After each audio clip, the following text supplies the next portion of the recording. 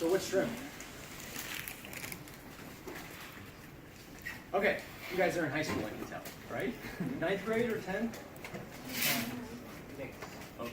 Well, if you like this class, and I actually want to hear a little bit about it in a few seconds, but if you like this class, you know there's two kind of classes offered here. These exploratory classes like this one, and then there's the research classes that are usually offered 2 times a week. So shrimp is the opportunity to work with a scientist at the museum on a real research project. If you got into that program, you'd actually come here 2 days a week, working side by side with the researcher on projects as diverse as the museum itself. So we have some students that are working on astrophysics, we have some students that are working on conservation biology, they're behind the scenes, they're doing real research, it's really fantastic. Are any of you guys even thinking maybe in the back of your mind is, I'd like to see what it's like to be a scientist, or maybe that's for me? A couple of you? Good. Then I really recommend you consider thinking about shrimp. Even if you're not 100% sure, because how nice would it be to be 16 years old and figure out, yeah, this is for me, right? Or if it's not, at least you tried. So if you're interested in shrimp, here's the thing. You have to take 3 research courses in the after-school program to get in. So I just want to let you know, you can't jump right from the exploratory into shrimp. So when you're thinking about next year and you're signing up for session 1 classes and you think I might want to do shrimp, make sure you start looking for the research courses, okay? Awesome. So before, I'm going to be completely honest with you. I don't know anything about this class. So we're going to start with you telling me about this class. But I'm here to give a brief, impromptu, 5-minute lecture on predators. And if you want to know why, it's because I have to be filmed for work. So I just want to be completely honest that crazy weird dude who's filming me is actually Tim, and you probably know him, he works here. He's filming me, and he's probably going to run out of battery. Because it's part of what we have, one of the things we do here at the museum is to get to be better educators. We film one another, and we actually look at those videos and say, what could you have done differently? So just to give you an idea of why he's filming. But tell me about Claude and Wayne. What is this class about? How many times have you met? Day 2. All right. So you kind of know what this is about. What did you do on day 1? I believe we made, I don't know the term, a cladogram. Ah. So can I use your notebook so it's mine at home? So basically we were showing how we had an activity where we had candy and we used licorice sticks as the branches and had to group the candy in different categories. Ooh, very cool. So you're exploring the evolutionary relationships of candy? Yeah. That's neat. And so what are you guys doing today? Actually, do you have any idea? We're going to the exhibit, so we're going to be examining more things. We're going to be exploring, looking at new things. Okay. So I take it you're working your way up to understanding the dinosaurs and birds and whatnot? All right. So before we get in, so I'm going to talk to you about something that is completely not about birds or dinosaurs. I want to talk to you a little bit about my research, and I wanted to start with this. This is my favorite object in the world, and I'm going to let you hold it and pass it around. I start with saying it's my favorite because you're not going to break it, right? And if the teeth fall out, that's totally cool. They fall out every now and then. So I'm just going to give you parts of it. Feel free to take a look at it, touch it, turn it over, pass it around. And I want you to think, first of all, about what are you looking at, first of all. And make sure, and we can keep passing around. So, and let me just hold it up for a quick second, just to kind of give a feel for it, right? We have our teeth, and we have these kind of flat, broad molars in the back, some little sharper canines in the front. Does anybody have an idea of what type of animal this might be? Like dietary-wise, I would say it would be like an omnivore because it has the flat molars in the back and sharper teeth in the front. I like that. Yeah, okay. You're definitely right. You're on it. So it's an omnivore. Now, what is an omnivore?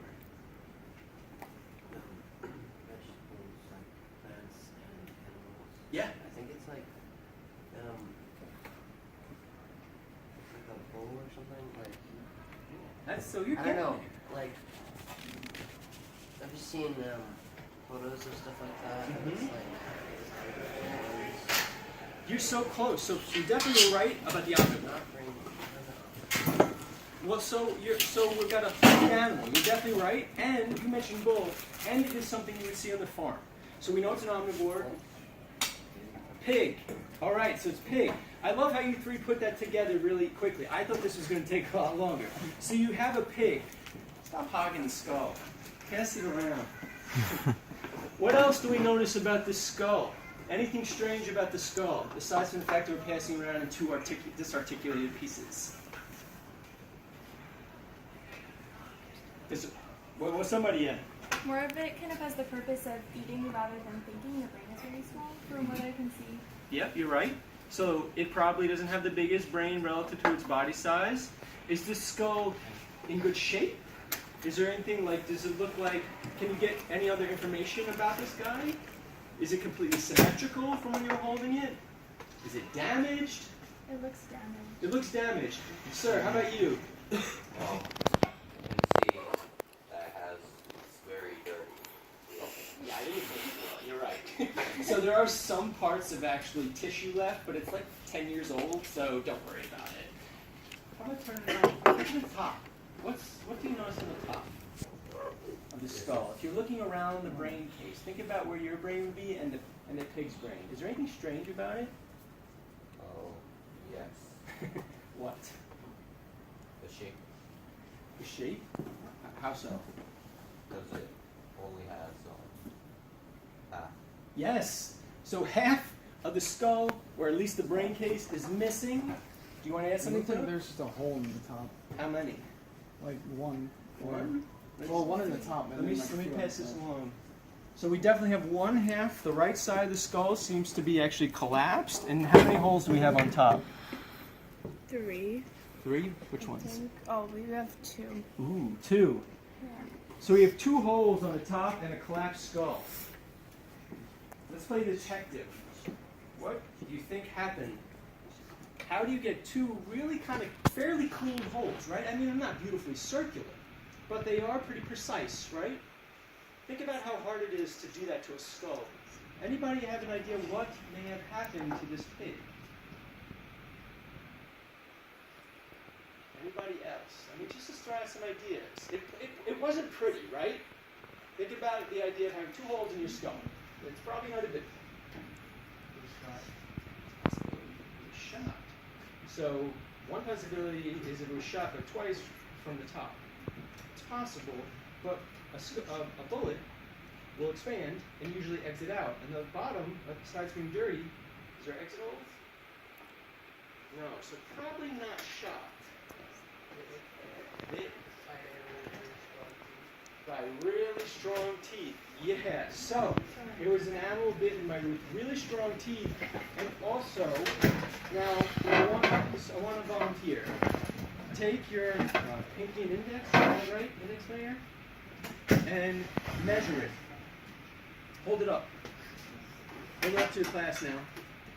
That is the width of what type of teeth you think to make that. In your own teeth, which ones are the sharpest? Canines. So how big is this animal? So now we're talking about an animal whose canines are much farther apart than yours. Who's strong enough? Can you bite through the side of a skull? Never. Who's strong enough to bite through the side of the skull? So I'm going to help you narrow this down. You said wolf. It's not a wolf. So it's not in the canids. It's in the Felidae. Do you know what Felidae, what family that is? Wild cats. So I'm going to narrow it down for you. It's wild cats in the Americas. This is no household cat. Is that I don't know. Think about it. Can you think in your mind? Think about being in the halls. Think about seeing Discovery Channel. What big cats do we have in the New World? There's bobcats, right? That's great. But bobcats are much tinier. So we got to think bigger. No, that's okay. So let's not think bigger than bobcat.